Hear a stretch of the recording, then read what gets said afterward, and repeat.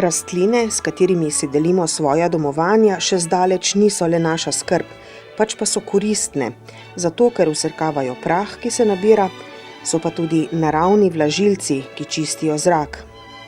Ker pa so rastline povsem odvisne od naše pomoči, zanje skrbimo, jih redno pregledujemo, da ne zbolijo, jih zalivamo in jim odstranjujemo odmrle dele. Napadejo jih lahko bolezni in škodljivci, zbolijo pa lahko tudi zaradi naših napak. Zdaj, če vam pokažem, recimo, da znamo tudi ljubitelji včasih biti tudi, bi rekel, sovražnik rastlini, je ta rastlina tukaj pred nami.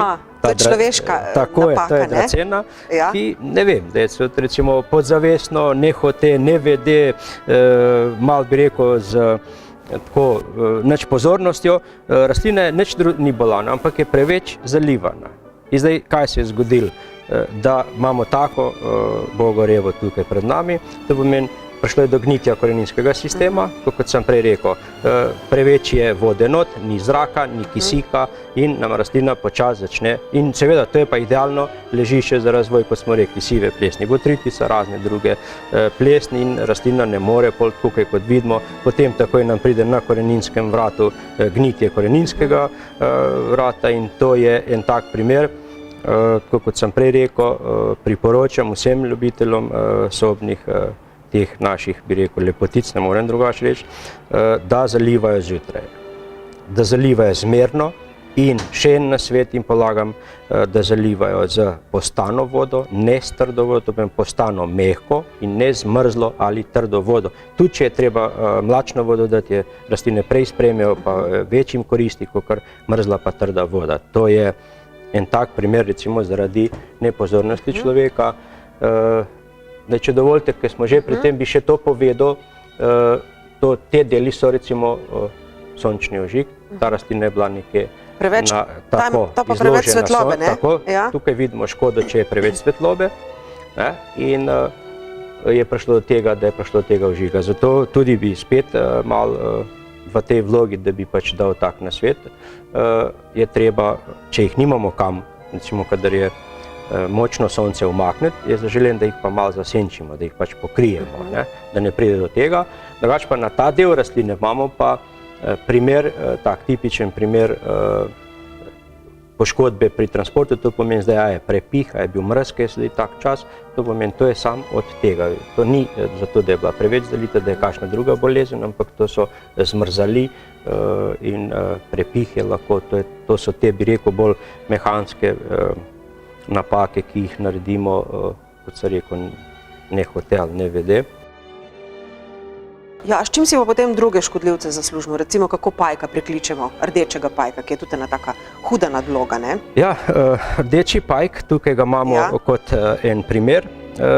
Lahko je pa ljubitelj izredno visoke temperature, suhih prostorov. Torej, ja, tako je, največkrat se razvije takrat in zdaj v stanovanjih se sami veste, da ne moramo nikoli imeti, ne vem kako, nimamo bolj toplo, tudi zaradi sami sebe imamo bolj toplo, to pomeni 22 stopinj za rdečega pajka idealno, to pomeni, on se tako močno in pa suh zrak, to so dva, bi rekel, zanga pogoja, ki se zelo razvije in zdaj, če njemu ne sledimo, redno ne ukrepamo z temi sredstvi, ki jih imamo za varstvo proti rdečemu pajku, se nam močno razmnoži in zdaj, kaj pride od tega do premočno izsesavanje hranilnih snovi iz listov in pride do tega do venenja in listi nam, bi rekel, tako preprosto, ko je skup nam pade in se začne tako rastlina shira in pride do tega, da nam pol v bistvu celoti rastlina propade.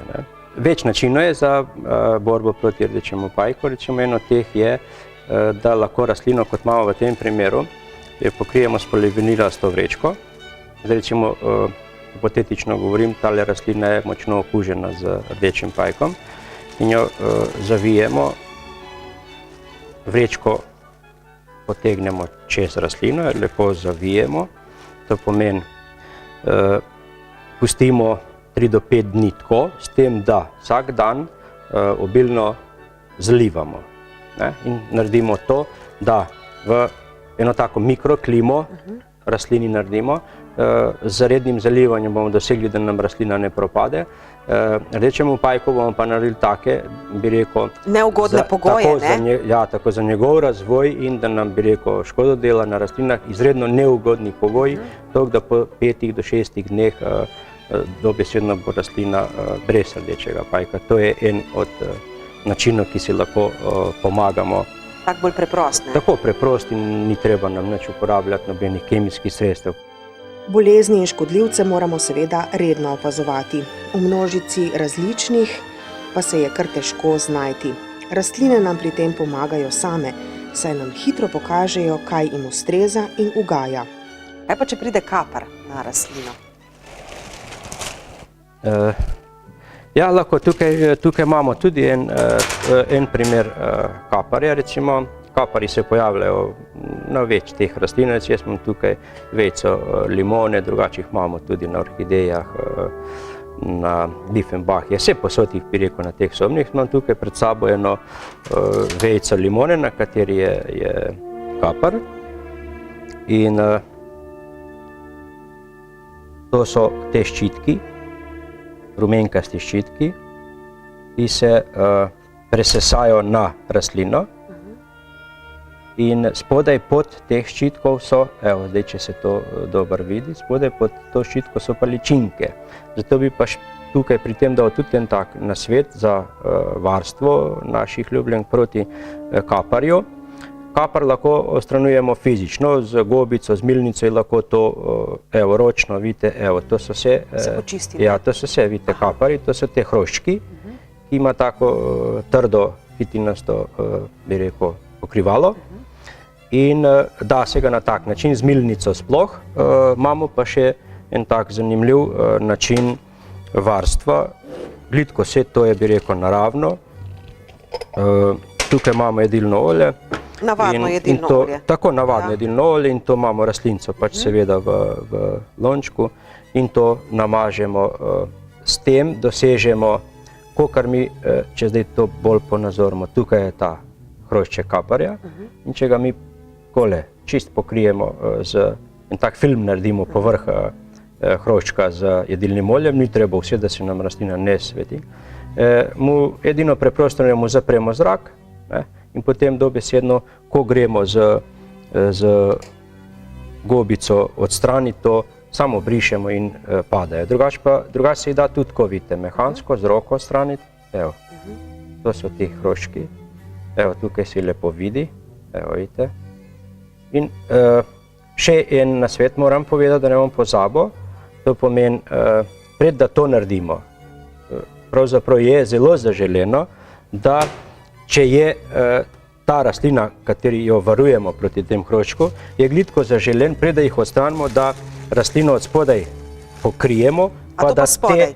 Tako, to pa spodaj, da potem, ki te hroščke odstranjujemo stran, da ličinke nam padajo. Hrošček kot taki, tako je presesan gor, ampak pod sabo ima pa ličinke, ki se, kakor se dotaknemo hroščka, nam pač se razbežijo okrog in nam padajo tudi v to, bi rekel, rastlinsko prst in se nam zgodi to pol, seveda naprej pa proces razvoja iz ličink spet pride naprej v odraslo rastlino in jo spet imamo na rastlini, torej nismo nič naredili. Ko mi pogledamo rastlino, smo zadovoljni, je čista, nima nič, ne zavedamo se pa, da je vse v bistvu ličinke so padle do, potem imamo pa spet čez, ne vem, 14 dni, ko je ta proces razvoja kaparja, spet imamo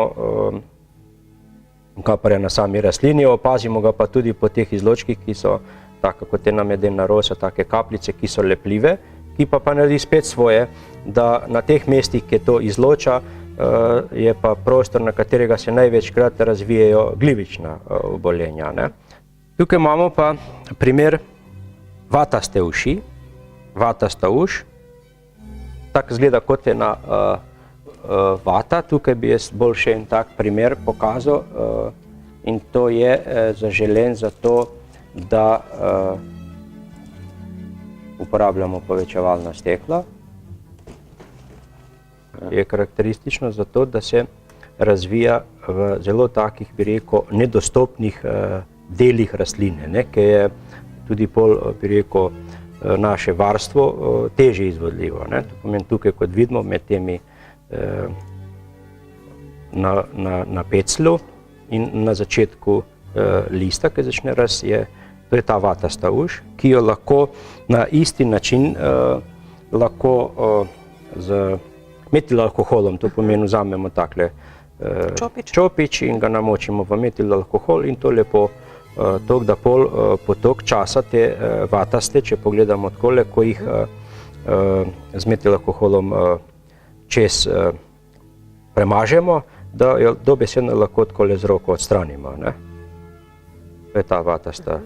In tako se jih znebimo potem? Tako se jih tako znebimo. Seveda, to je pač spet, kot se rekel prej, terja pozornost, čas, ampak kot sem omenil, ki jih nimamo toliko veliko rastlin, pa so nam ti, ki jih imamo naše ljubljenke pri srcu, pa se je treba pa potruditi in to narediti, zato da bi imeli lepe rastline. Tako tukaj se tudi lepo vidi, vidite, in to je, da spuščajo, to je odprej, ki smo, da spuščajo tako smolnato